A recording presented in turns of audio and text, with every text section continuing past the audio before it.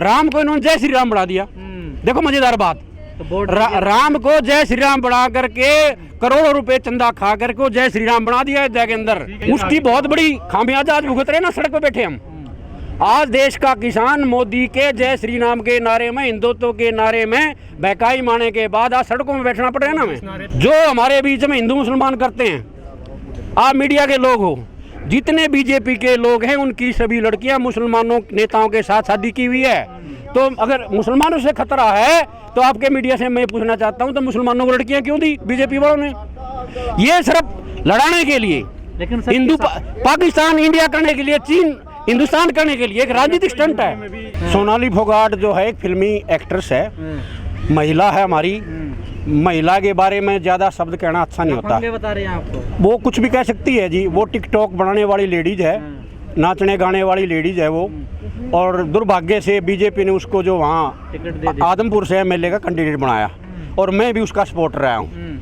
मैं भी उसका सपोर्टर रहा हूँ कुछ टाइम के लिए। लेकिन हमारा दुर्भाग्य है कि वो किसान परिवार में पैदा होकर के भी किसानों के खिलाफ बदतमीजी से पेश आ रही है। तो मेरी आपके माध्यम से सोनाली फोगाट को ये सुझाव है कि वो कम से कम किसान परिवार में पैदा होने के बाद भी किसानों के प्रति शब्द ना कहे। राज का नशा बहुत बड़ी चीज होती है। राज रावण का भी था नशा, रावण को भी बहुत नशा था, लेकिन उसको ये नहीं पता था कि तुझे इस तरह से जाना पड़ेगा। वही मोदी जी को एक अहंकार हो गया।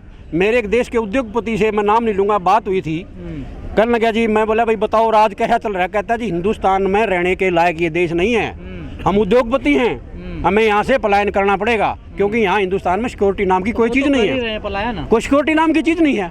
आम किसान की सिक्योरिटी कहाँ से होगी? और आज 3 काले कानून जो सरकार लेके आई है, उनके लागू होने से किसान देश का बर्बाद हो जाएगा। ऐसा है, ये देश का प्रधानमंत्री एक छलिया था, छलिया। इसने ऐसा तंत्र रचा देश के अंदर, छल करके राम के नाम पर, हिंदू के नाम पर पूरे देश की वोट बटोर ली। अभी क्या हुआ कोरोना में? देश में हमारे जैसे, आप जैसे लोग तो पट्टी लगाए घूम रहे ऐसे, और ये बंगाल के अंदर करोड़ों रुपए बहा दिए पानी की तरह। जब कोरोना कहाँ गया चुनाव में?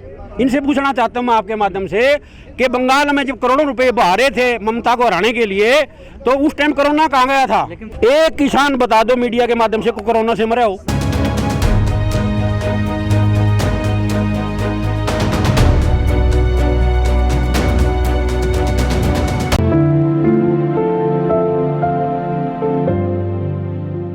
ये देश का दुर्भाग्य है।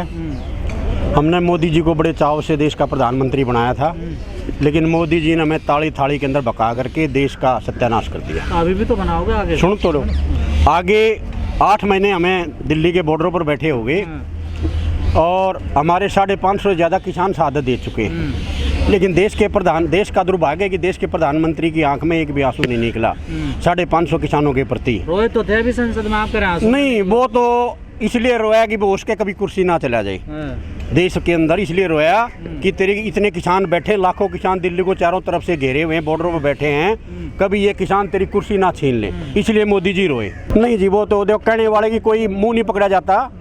वो कुछ लोग बीजेपी के द्वारा प्रायोजित हैं हमारे हरियाणा प्रदेश के अंदर। अभी हमें पीछे जेजेयू के अंदर प्रदर्शन किया था किसानों ने। रोहतक के मंत्री रहे हुए, पूर्व मंत्री रहे हुए जो मनीष ग्रोवर जी, उनको महिलाओं की तरफ अभद्र इशारा किया। मैं खुद वहाँ 3 दिन बरसात के अंदर 1.5 फुट पानी के अंदर बैठा था, और मैंने प्रशासन से भी, लोगों ने भी ये कहा कि प्रशासन अगर वो मनीष ग्रोवर माफ़ी मांग लेता तो बातचीत का सुलझाड़ा होता। हमारी परंपरा रही है पुरानी खापों की, अगर हमारी पंचायतों के अंदर कोई आदमी माफ़ी मांग ले तो हमारी पंचायतें उसको माफ़ कर देती हैं। लेकिन उस आदमी ने माफ़ी मांगने के लिए 3 दिन रोहतक के अंदर लगा दिए, और माफ़ी भी कम मांगी जब वो किसान संगठनों ने, संयुक्त किसान मोर्चे की तरफ से महिला पंचायत की रोहतक के अंदर घोषणा हुई तो बीजेपी के पैर नीचे से निकल गए। जो करोड़ों अरबों रुपए की यहाँ इंडस्ट्री लगाए बैठे, वो अपने आप को सिक्योर नहीं मान रहे। हम तो साधारण किसान हैं। इस देश में गाय की कोई सिक्योरिटी नहीं हो रही। गाय के नाम के ऊपर एक ड्रामा देश के अंदर रचा जा रहा है। जिस तरह राम मंदिर के अंदर, राम आज से नहीं था, हमारे बड़े बुजुर्ग, मैं 62 साल का होगा, मेरे पिताजी 85 साल के हो गए गुजरे, तो देश के अंदर जब किसान हल जोड़ता था ये कहते थे ले राम का नाम, गेहूं की फसल काटते थे हम कहते थे ले राम का नाम, और कोई भी कार्य करते थे ले राम का नाम। हिंदुत्व मुद्दा नहीं है जी, हिंदुत्व मुद्दा ले आएंगे। हरियाणा में भी ये कई चालें चल रहे हैं, जाट नॉन जाट का झगड़ा हरियाणा के अंदर लाने की बड़ी कोशिश कर रहे हैं, काफी प्रयास है लेकिन उसमें सफलता नहीं मिली। क्यों? अगर सर बीजेपी आपकी बार जाट चेहरा ले आए हरियाणा में तो वोट दोगे? ऐसे है जी, वो तो 36 बरादरी का नेता जिसको मानने की उसको वोट देंगे, जाट का क्या मतलब है? 36 बरादरी के लोग उसमें है शामिल सरकार में, जो भी लोग खड़े होंगे, मैं जाट की बात नहीं करूंगा, लेकिन मुख्यमंत्री कोई भी हो सकता है, जाट भी हो सकता है, गैर जाट भी हो सकता है। लेकिन सरकार ये चाहती है कि जाट और गैर जाट का हरियाणा के अंदर मुद्दा बनाया जाए, लेकिन वो लोग समझ चुके हैं इस भाषा को। तो बना हुआ है नहीं, अभी कोई मुद्दा नहीं है गांव में। खट्टर को आप पाकिस्तानी बना नहीं, ऐसा है जी, देखो जो देश का बंटवारा 1947 में हुआ, कुछ लोग हमारे मुसलमान भाई हिंदुस्तान पाकिस्तान में गए, कुछ जो है पंजाबी लोग पाकिस्तान से हिंदुस्तान में आए।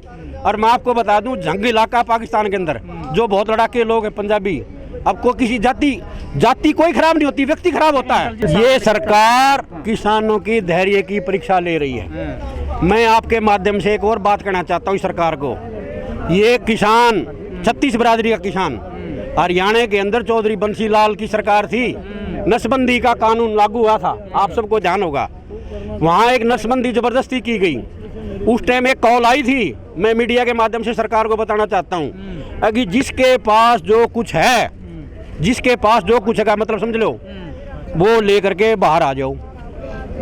मैं कुछ नहीं कहूँगा किसी मामले में, तो वो सरकार उस चीज़ की बात देख रही है। ये हमारा संयुक्त मोर्चे का कार्यक्रम शांतिपूर्वक है, हमारा 8 महीने से आंदोलन है, हमारी किसी प्रकार की कार्यक्रम में विघ्न करने का कोई इरादा नहीं है। लेकिन कुछ षड्यंत्रकारी सुनो मैं बोलता हूँ, कुछ षड्यंत्रकारी 26 जनवरी जो पीछे गई उसमें शामिल हो गए।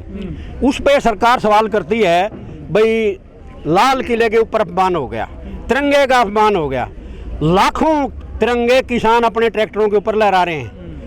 एक तिरंगा अगर पहली बात तो उतारा नहीं हमारे किसान ने, और 1 मिनट के लिए मान भी लो उतार भी दिया, तो उस लाल किले की हिस्ट्री तो पढ़ो कोई।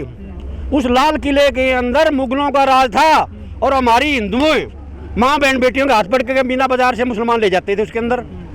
तो वो लाल किला थोड़ा है, वो तो एक अयाशी का अड्डा है लाल किला। जिस प्रकार से मीडिया ने उसको तूल दिया, लाल किले से झंडा उतार दिया, लाल किले से झंडा उतार दिया। नजर से नहीं देखते हो किसको? लाल किला ऐसे नहीं मिला जी। लाल किले को लेने के लिए लाखों लोगों ने साथ दी, हिंदुओं ने, सिखों ने, 36 बरादरी के लोगों ने। मुगलों का अयाशी का अड्डा बता रहा हूँ, अब का नहीं बता रहा मैं, पुराने समय का मुगलों का अयाशी का अड्डा था। आज उस लाल किले को लेने के लिए 36 बरादरी के लोगों ने साथ दी, जिसमें सिखों का विशेष योगदान है। आज भी पराजित मीडिया है। झंडा तब भी फहराया जाएगा ना? झंडा तो हम फहरा रहे हैं, हर एक गाड़ी पर हमारी तिरंगा झंडा फहरा रहे हैं हम देश के तिरंगे का सम्मान करते हैं, देश के कानून का सम्मान करते हैं, देश के जितने भी कानून हम उनका सम्मान करते हैं। कोई भी किसान से पूछोगे, देश के कानून का हम सम्मान करते हैं, तिरंगे का भी सम्मान करते हैं।